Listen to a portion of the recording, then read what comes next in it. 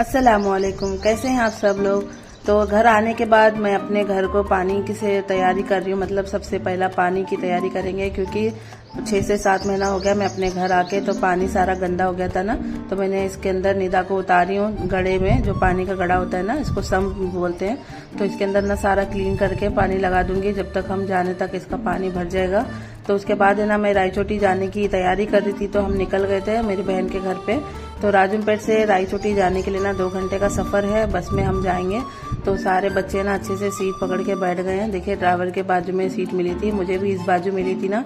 तो मुझे इतना डर लग रहा था, गाड़ी जैसा कि मैं ही चला रही हूँ। पहाड़ों से ना जलेबी जैसा रास्ता, हमारा पहाड़ों का रास्ता लगता है।